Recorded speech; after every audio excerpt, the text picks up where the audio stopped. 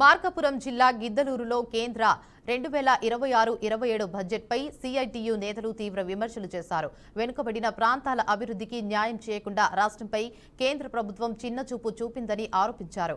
AP రాష్ట్రానికి ప్రత్యేక హోదా అంశాన్ని పూర్తిగా పక్కన పెట్టి రాష్ట్రానికి తగిన నిధులు కేటాయించలేదని ఆవేదన వ్యక్తం చేశారు.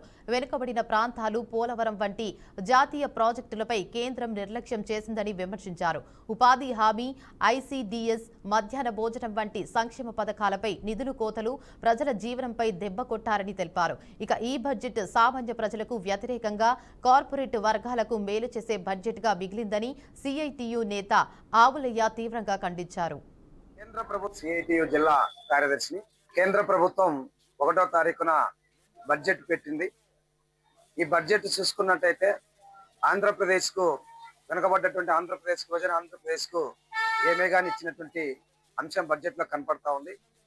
ఇవాళ రైల్వే జోన్ కు సంబంధించింది కావచ్చు, లేదు వెనుకబడ్డటువంటి జిల్లాల అభివృద్ధికి సంబంధించింది కావచ్చు, లేదు కొన్ని కీలకమైనటువంటి ప్రాజెక్టులకు సంబంధించింది కావచ్చు, లేదు పరిశ్రమలు ఏర్పాటుకు సంబంధించింది కావచ్చు, వీటిల్లో చూసుకున్నట్లయితే కేంద్ర ప్రభుత్వం కేటాయించినటువంటి బడ్జెట్ లో ఏ ఒక్క రూపాయి కూడా వచ్చినటువంటి అంశం కనపట్లేదు.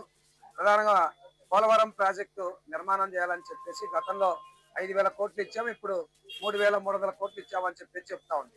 గతంలో 5,000 కోట్లు ఇచ్చి ఇప్పుడు 3,300 కోట్లు ఇస్తే దాదాపు 1,400 కోట్ల రూపాయల దాకా తక్కువ ఇచ్చారు. మన పోలవరం ప్రాజెక్ట్ ఎలా పూర్తవుతుంది, దాని ద్వారా నీళ్లు ఎలా వస్తాయని మనం ఆలోచించాలి.